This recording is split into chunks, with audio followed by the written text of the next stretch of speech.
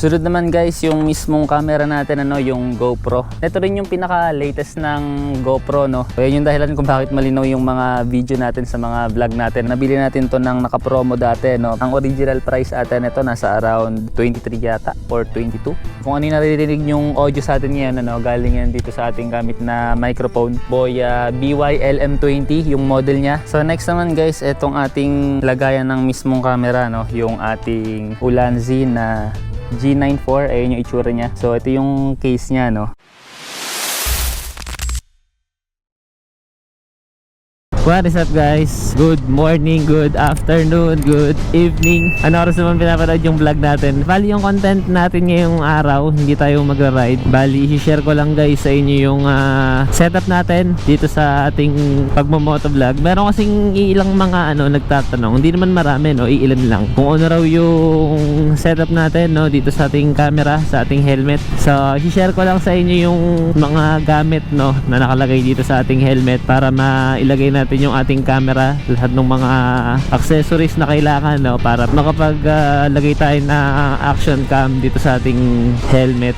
So ayun, meron kasing ilang mga nanghihingi ng picture, iba video, ganun. Tinatanong kung paano raw ilagay, hindi naman natin masikaso. So naisip ko na gawa na lang natin ng content para sa susunod kung may magtanong man, di ba, meron na tayong video. So ayan, pupunta lang tayo ngayon sa may lagi nating tinatambayan, kaso masama yung panahon, baka mamaya kumiglat to, sama ng panahon ngayon makulimlim pa naman. Bukid yung pupuntahan natin sa may pinag-reviewhan natin ng NMAX. Transition na lang tayo guys na in 3, 2, 1. Wait lang guys, sa mga bago pa lang dyan, huwag nyo guys kalimutan mag-subscribe pala sa ating YouTube channel.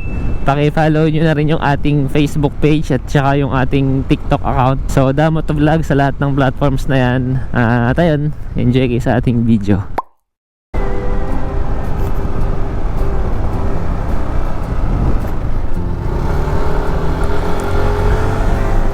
Kinakabahan ako, baka ako midlat. Ang sama ng panahon, no? Gitnang bukid pa naman yung pupuntahan natin. May mga bata o yung mga nagtatanim kaya yun. Ito yung masarap tambayan, lalo kapag kahapon, no? Tapos malakas yung hangin. Kahit tirik yung araw, basta merong kubo, hindi ka maiinitan, no? Di ba, ang ganda ng paligid, oh. Puro berde yung nakikita natin, no? Puro bukid. Ibang iba talaga sa province. Pagdating sa may lungsod, puro usok dito, sariwang hangin yung malalanghap Nakakaya, mukhang may nakabantay sa pinagpupwestuhan natin. Ito ba yun? Ito nga, hindi kaya tayo sagabal dito.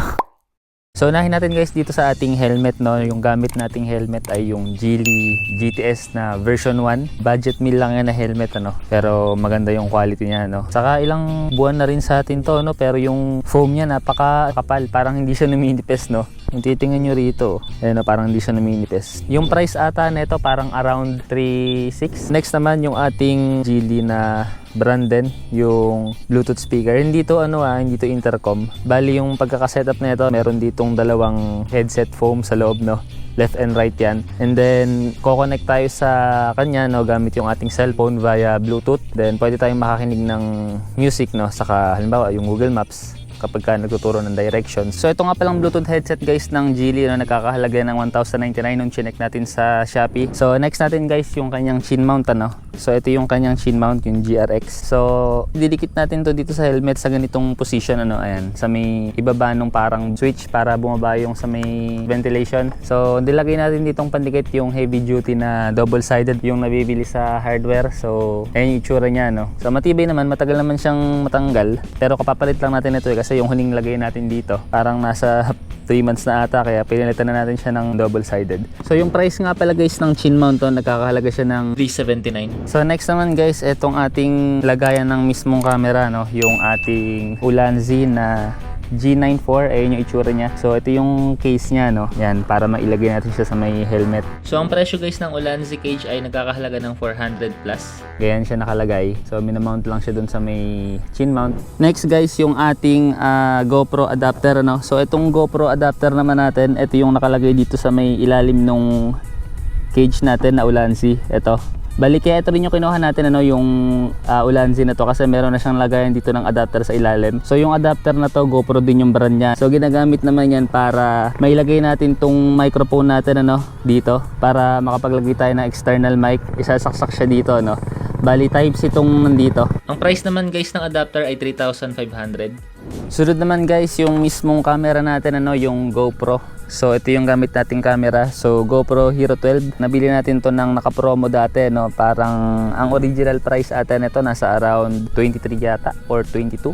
Pero ayun ano, nakuha natin yan ng I think around 16 plus yata or 17 plus. Then meron na siyang kasamang libreng enduro battery. So GoPro din yung brand nun. Ito rin yung pinaka latest ng GoPro no na version, yung 12 variant. So yung quality nito meron siyang up to 4K with 60 fps daw, supported niyan hanggang 4K resolution. So yan yung dahilan kung bakit malinaw yung mga video natin sa mga vlog natin ano. Tsaka kung bakit smooth yung ating playback kasi naka 60 fps nga siya. Mina-maximize natin yung resolution niya no, kapag nagba-vlog tayo. So next guys, yung ating gamit na microphone. So ang gamit nating mic guys ay yung Boya BY-LM20 yung model niya.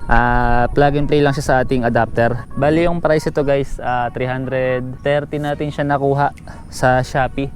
So ayan, kung ano yung naririnig yung audio sa atin ngayon ano, galing yan dito sa ating gamit na microphone. Malinaw naman siya no. Dito yung connection niya, nakasaksak siya sa may GoPro adapter, yung sinasabi ko kanina. Hindi na rin dito kailangan ng splitter. Plug and play na siya dito sa ating adapter, kasi yung ibang microphone no, yung mga mas magandang mic tulad nung Purple Panda no, nagkakahalaga yun ng ano around 3,000. So mas maganda quality na no, kapag mabilis na yung takbo mo no, hindi ganoon karinig yung wind noise. So malinaw pa rin yung nagiging boses ano. Then yung gamit naman nating memory ano, dito sa ating camera, meron tayong isang micro SD card na SanDisk Extreme yung brand niya no. So 128GB siya. Yung isang SD card na yun, sapat naman na sa vlog natin kasi hindi naman tayo matagal mag vlog. Kumbaga usually diba nasa around 12 minutes hanggang 15 minutes lang yung mga content natin. Minsan umabot ng 20, pero sakto lang para sa atin ano. Yung presyo guys ng memory card ay 749.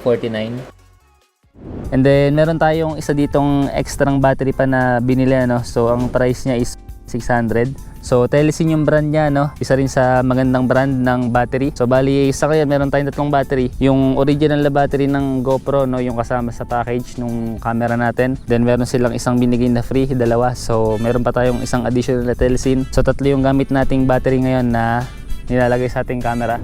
Then ito naman guys yung Telesin na charging hub. So tatlo yung slot nito no. So pagka nag-charge tayo, isang charge lang siya no. Sabay-sabay na silang mapupuno yung mga battery natin. So ito yung itsura niya. So nakalimutan ko yung price, lagay ko na lang ano. Ayan, nakikita niyo sa screen yung price niya. Bali ito yan. Ito yung slots niya, tatlo. Pag nag-charge tayo siguro mga around 1.5 hours full charge na yung tatlong battery natin ano. So yun lang guys no. Nandito na lang muna yung video natin ano. Nakita nyo na yung setup natin. So hindi na tayo mahirapan sumagot sa mga nagtatanong. Hindi naman siya ganun ka professional na setup no. Yan din naman yung usually na setup no, na ginagamit din ng mga ibang nagbablog. Pero ayun, pagkadating sa camera, doon talaga kailangan medyo pagandahin ano, kasi yan yung mismo makikita ng mga nanonood kaya dapat kung kaya naman ano, doon na sa may GoPro no. Although meron namang mga ibang brand na pwede ring i-consider na tulad ng mga SJ Cam or iba pang mga brands no. Di ko kasi kabisado So yun, hanggang dito na lang muna yung vlog natin guys no. So bukas gagawa tayo ng content, pupunta tayo ng ABS-CBN, manonood tayo ng bagong show, yung Rainbow Rumble. So yun yung ating next episode. Sa mga bago pa lang dyan guys, huwag nyo kalimutang mag-subscribe at saka pakipollow nyo yung Facebook at saka TikTok natin. So Damotovlog sa tatlong platforms na yan. So, ayan, hanggang dito na lang yung video natin guys. See you sa ating next episode. This is the Motovlog.